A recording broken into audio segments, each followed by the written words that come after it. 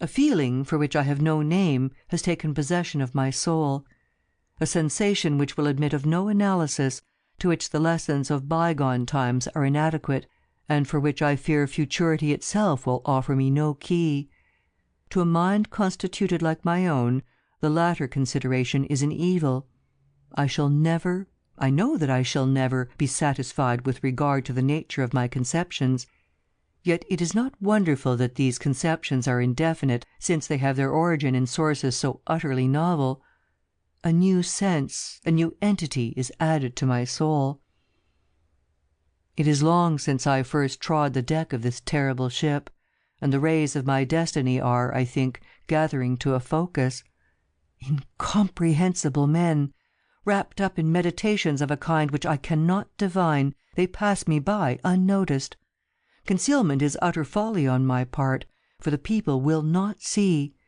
It is but just now that I passed directly before the eyes of the mate. It was no long while ago that I ventured into the captain's own private cabin, and took thence the materials with which I write and have written. I shall from time to time continue this journal. It is true that I may not find an opportunity of transmitting it to the world, but I will not fail to make the endeavour. At the last moment I will enclose the message in a bottle, and cast it within the sea. An incident has occurred which has given me new room for meditation. Are such things the operation of ungoverned chance? I had ventured upon deck, and thrown myself down, without attracting any notice, among a pile of rattlin stuff and old sails in the bottom of the yawl. While musing upon the singularity of my fate, I unwittingly daubed with a tar brush the edges of a neatly folded studding sail which lay near me on a barrel. The studding sail is now bent upon the ship, and the thoughtless touches of the brush are spread out into the word Discovery. I have made many observations lately upon the structure of the vessel. Although well armed, she is not, I think, a ship of war. Her rigging, build, and general equipment all negative a supposition of this kind. What she is not, I can easily perceive. What she is, I fear it is impossible to say.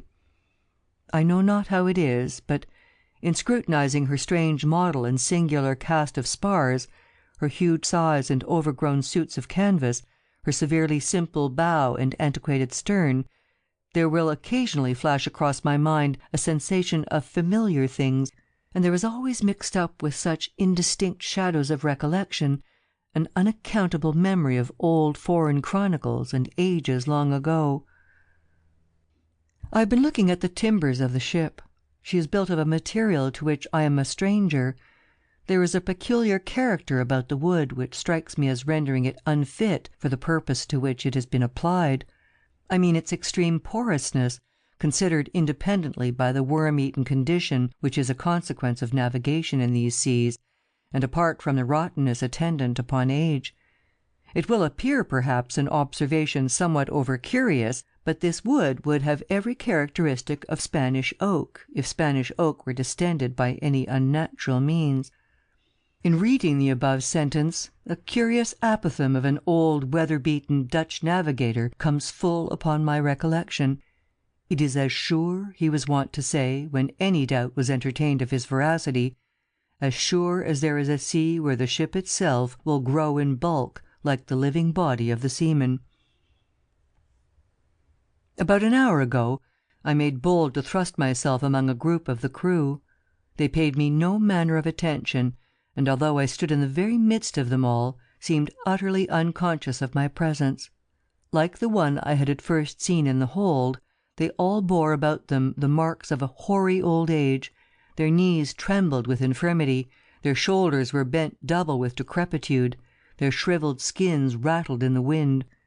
Their voices were low, tremulous, and broken.